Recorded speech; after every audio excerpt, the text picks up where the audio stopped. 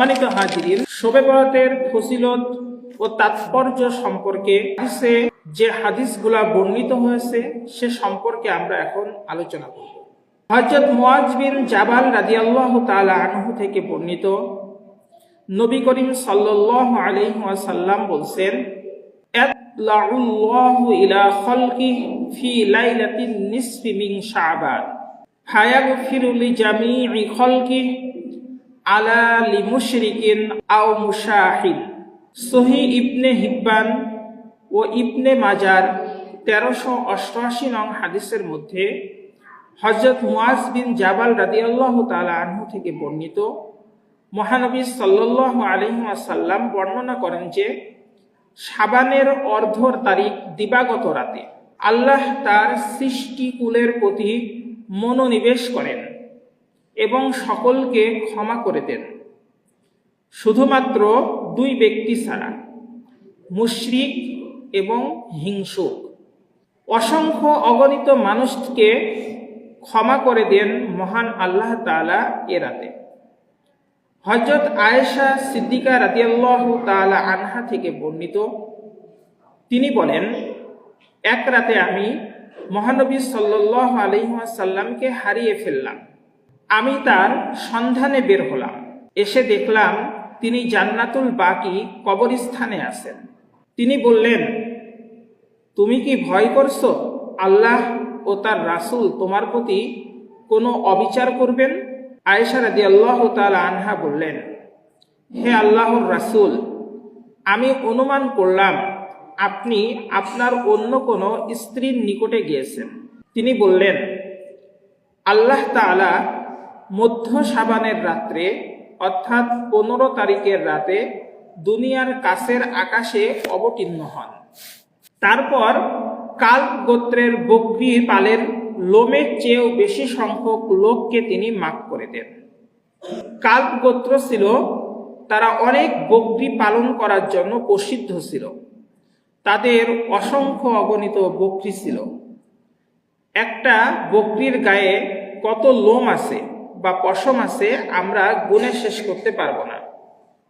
তাহলে মধ্য শাবানের রাত্রে বা শবে বরাতের রাত্রে আল্লাহ তাআলা কালব গোত্রের যত বকরি ছিল তার থেকেও বেশি সংখ্যক মানুষকে আল্লাহ তাআলা ক্ষমা করে দেন। জামে আত-তিরমিজি 739 নং হাদিস। সম্মানিত হাজিরিন, এই রাতটি হলো অধিক মর্যাদা সম্পন্ন রাত।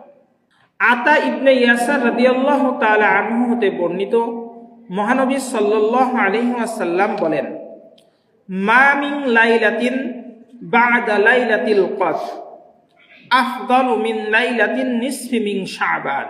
আল্লাহ রাসূল সাল্লাল্লাহু আলাইহি ওয়াসাল্লাম বলেন, লাইলাতুল কদরের পর শাবানের 15তম রজনীর চেয়ে মর্যাদাময় রজনী আর নেই। লাতায়েফ 1305 নং হাদিস।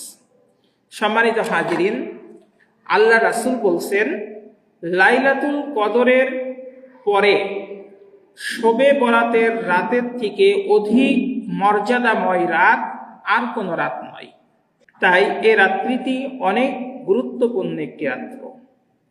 এই জন্য আল্লাহ রাসূল বলছেন, ইযা কানা লাইলাতুন নিসফি মিন শাবান ফাকুমু লাইলাহা ওয়াসুমু নাহারাহা। যখন মধ্য শাবানের রাত্র আসে তখন তোমরা অধিক পরিমাণে আল্লাহর নফল ইবাদত বন্দেগী করো এবং পরবর্তী দিন তোমরা রোজা রাখো। সম্মানিত হাজিরিন, এই লাইলাতুন নিসফি মিন শাবানের রাত্রে নবজাতকের তালিকা করা হয় এই মধ্য শাবানের রাত্রে। আয়েশা রাদিয়াল্লাহু তাআলা আনহা থেকে বর্ণিত, নবী সাল্লাল্লাহু আলাইহি ওয়াসাল্লাম বলেছেন, তোমরা কি জানো 15ই শাবানের রাতে কি হয়? আয়েশা রাদিয়াল্লাহু তাআলা আনহা বললেন, হে আল্লাহর রাসূল, সে রাতে কি হয়? প্রত্যুত্তরে মহানবী সাল্লাল্লাহু আলাইহি ওয়াসাল্লাম বললেন, এ রাতে সেই সব নবজাতকদের নাম লেখা হয় যারা এবছর জন্ম নিবে। এবছর কারা মৃত্যু মুখে পতিত হবে তাদের নামও লেখা হয়। এ রাতে বান্দাদের 1 বছরের আমল আল্লাহর দরবারে পেশ করা হয়। এ রাতে 1 বছরের রিজিক ফাইসালা করা হয়। আয়েশা রাদিয়াল্লাহু তাআলা আনহা বললেন, হে আল্লাহর রাসূল, মহান আল্লাহর রহমত ছাড়া কেউ জান্নাতে প্রবেশ করবে না? নবী সাল্লাল্লাহু আলাইহি ওয়াসাল্লাম 3 বার বললেন, সর্বশক্তিমান আল্লাহর রহমত ব্যতীত কেউ জান্নাতে প্রবেশ করবে না। আমি বললাম, আপনিও না? তখন তিনি তার মাথায় হাত রেখে বললেন, এমনকি আমাকেও নয়, যদি না আল্লাহ তার রহমত না করেন আমার প্রতি। মিরকাতুল মাফাতিহ। সম্মানিত হাজিরিন, এই রাত্রে আল্লাহ তাআলা পৃথিবীতে কত শিশু জন্ম নিবে তাদের তালিকা ফেরেশতাদের হাতে দেন।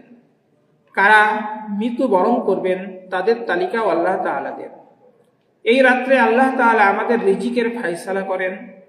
আল্লাহ তাআলা আমাদের প্রতি রহমত অবতীর্ণ করেন। আল্লাহ তাআলা প্রথম আসমানে চলে আসেন এবং বান্দাদের দিকে তিনি মনোনিবেশ করেন।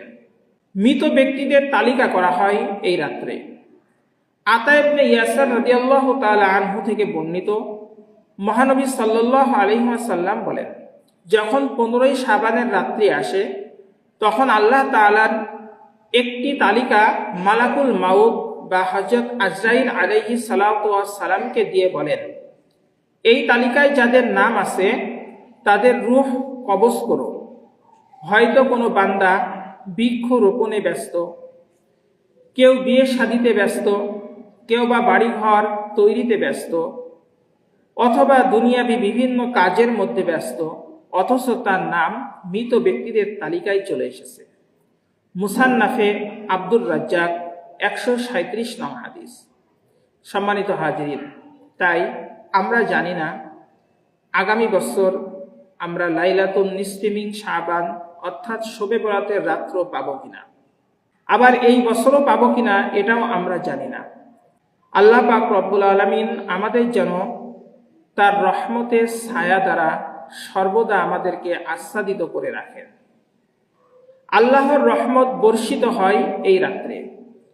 ওমর ইবনুল আব্দুল আজিজ রহিমাহুল্লাহ তিনি যখন খলিফা ছিলেন তখন বসরার গভর্নরকে চিঠি লিখেছিলেন, বছরের 4টি রাত তোমার জন্য অধিক গুরুত্বপূর্ণ, কারণ আল্লাহ প্রচুর পরিমাণে তার রহমত বর্ষণ করেন।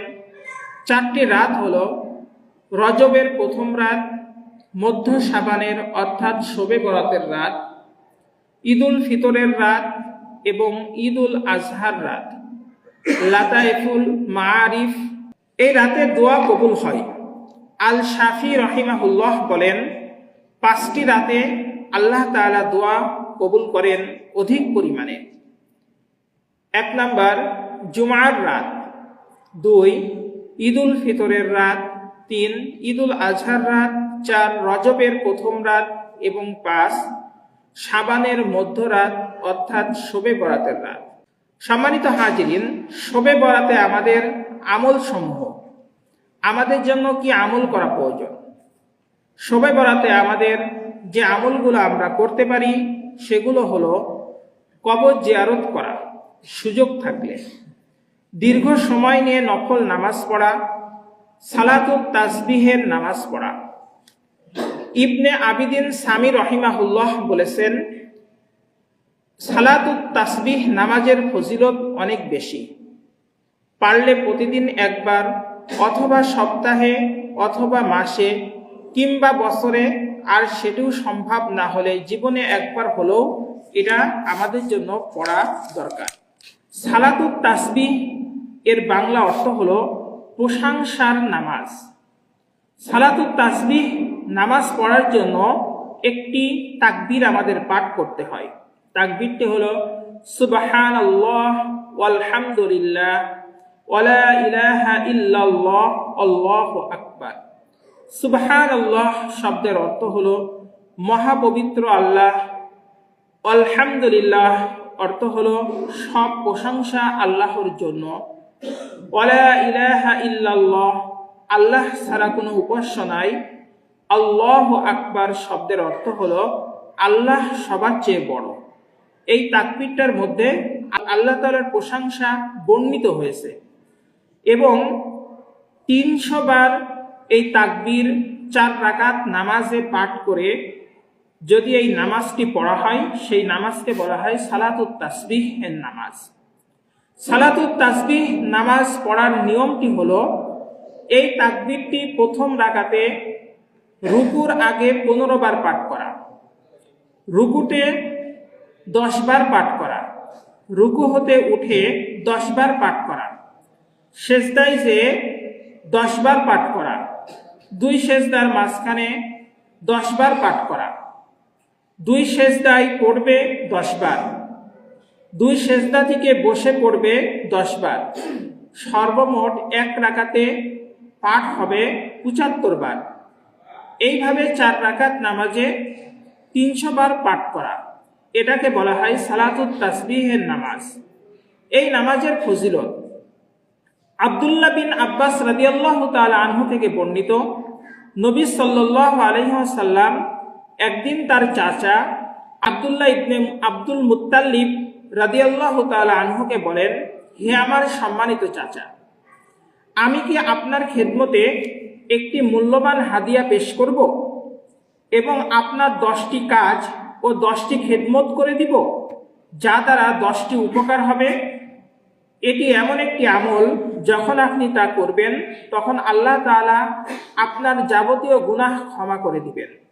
অতীত ও ভবিষ্যতের নতুন পুরনো, ইচ্ছাকৃত অনিচ্ছাকৃত, জানা অজানা, ছোট বড় যাবতীয় গুনাহ ক্ষমা করে দিবেন। হযরত আব্দুল্লাহ ইবনে আব্দুল মুত্তালিব রাদিয়াল্লাহু তাআলা আনহু ছিলেন মহানবী সাল্লাল্লাহু আলাইহি ওয়াসাল্লামের সম্মানিত চাচা। আল্লাহ রাসূল তাকে এই মূল্যবান হাদিয়া পেশ করেছিলেন, যে হাদিয়াটি ছিল হলো সালাতুত তাসবিহের নামাজ। আর এই নামাজের ফজিলত হলো যদি কোনো ব্যক্তি এই সালাত পাঠ করে তাহলে আল্লাহ তাআলা তার অতীত ও ভবিষ্যতের নতুন পুরনো, ইচ্ছাকৃত অনিচ্ছাকৃত, জানা অজানা, ছোট বড় যাবতীয় গুনাহ ক্ষমা করে দিবেন। তাই এই আমলটি আমাদের করা প্রয়োজন। এরপরে আল্লাহ রাসূল বললেন, হে আমার চাচা, যদি সম্ভব হয় এই নামাজ আপনি প্রতিদিন একবার পড়বেন, তাও যদি সম্ভব না হয় তাহলে প্রতি শুক্রবার পড়বেন, তাও সম্ভব না হলে মাসে একবার পড়বেন, এটাও যদি সম্ভব না হয় বছরে একবার পড়বেন, তাও যদি আপনার সম্ভব না হয় তাহলে জীবনে একবার হলেও সালাতুত তাসবিহ আদায় করবেন। আবু দাউদ 1299 নম্বর হাদিস। সম্মানিত হাজিরিন, শবে বরাতের রাত্রে আমাদের অসংখ্যবার নামাজ না পড়ে আমরা যদি সালাতুত তাসবিহের নামাজ 4 রাকাত আমরা পাঠ করতে পারি, আমাদের অনেক রাকাত নফল নামাজ আদায়ের চেয়েও এটা গুরুত্বপূর্ণ হবে।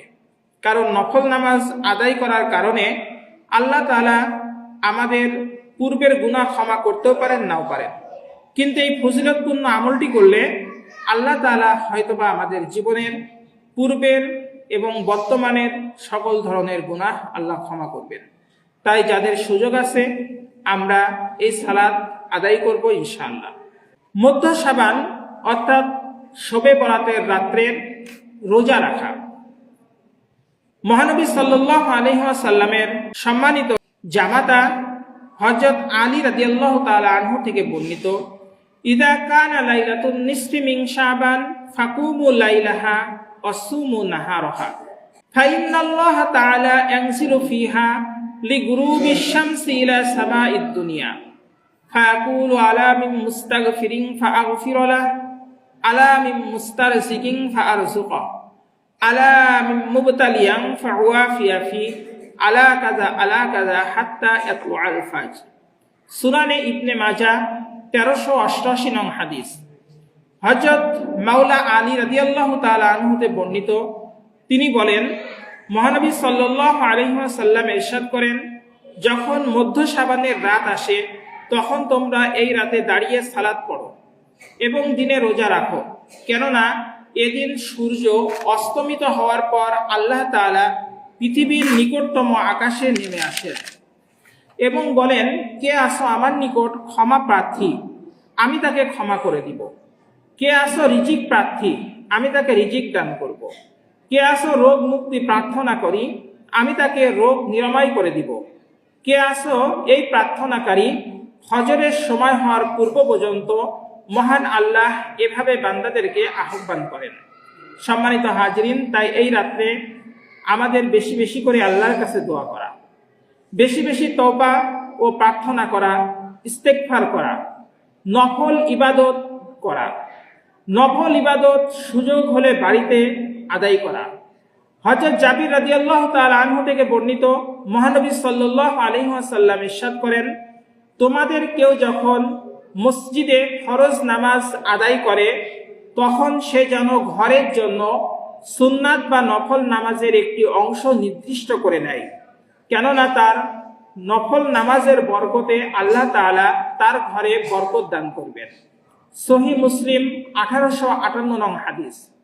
নফল বা সুন্নত নামাজ ঘরে আদায়ের দ্বারা ইখলাস বৃদ্ধি পায়, রিয়া ও আত্মপ্রদর্শনের সুযোগ কমে যায়, ঘর বাড়ি নূরান্বিত হয়। ইবনে উমর রাদিয়াল্লাহু তাআলা আনহু থেকে বর্ণিত, মহানবী সাল্লাল্লাহু আলাইহি ওয়াসাল্লাম ইরশাদ করেছেন, তোমাদের নামাজের কিছু অংশ তোমাদের ঘরে আদায়ের জন্য নির্ধারিত করবে এবং এগুলোকে তোমরা কবর বানাবে না।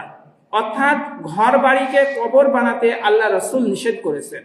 এই জন্য ফরজ সালাত মসজিদে আদায় করার নিয়ম এবং নফল বা সুন্নাত নামাজ সাধারণত বাড়িতে আদায় করাটাই উত্তম।